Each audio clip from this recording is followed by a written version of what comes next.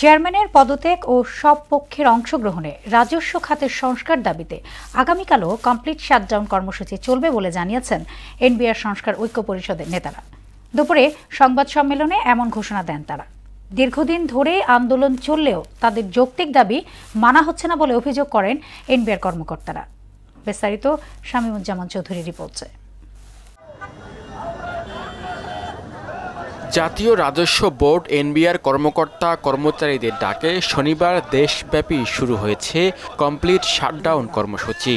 এর ফলে রাজধানী সহ সারা দেশে কাস্টমস, ভ্যাট ও আয়কর অফিসে সব ধরনের কার্যক্রম স্থবির হয়ে পড়ে। বন্ধ রয়েছে আমদানি রপ্তানি কার্যক্রম।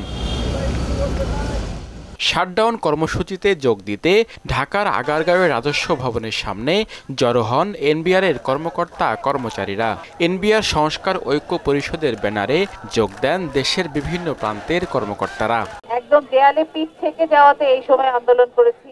আমাদের কোনো উদ্দেশ্য ছিল না যে দেশবাসীর ক্ষতি করা। আমাদের এই সমস্যার সমাধান না করে তিনি আরো এই রাজস্ব খাতকে আরো অস্থির করে তুলেছেন। আমরা আজকে এই চেয়ারম্যান আব্দুর রহমানের পদত্যাগ চাচ্ছি। আগারগাঁওয়ের সামনে অবস্থান নেন তারা। কর্মসূচি ঘিরে অতিরিক্ত পুলিশ, র্যাব, বিজিবি সদস্য মোতায়েন ছাড়াও রাখা ছিল সাজোয়াজান। এনবিআরের চেয়ারম্যান পদত্যাগ নিশ্চিত না করা পর্যন্ত কাজে যোগ না দেওয়ার হুঁশিয়ারি দেন নেতারা।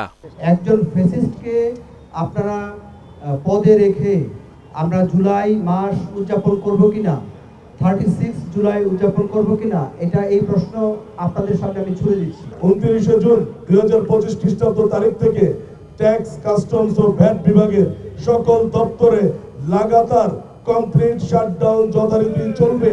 এনবিআর সংস্কার ঐক্য পরিষদের নেতারা বলেন, আলোচনার পথ উন্মুক্ত থাকলেও তাদের সঙ্গে বসছে না অর্থ মন্ত্রণালয়। কাউকে এই অর্থ উপদেষ্টা এবং চেয়ারম্যান আব্দুর রহমান খান ওনারা আমাদেরকে আলোচনায় ডাকেন নাই।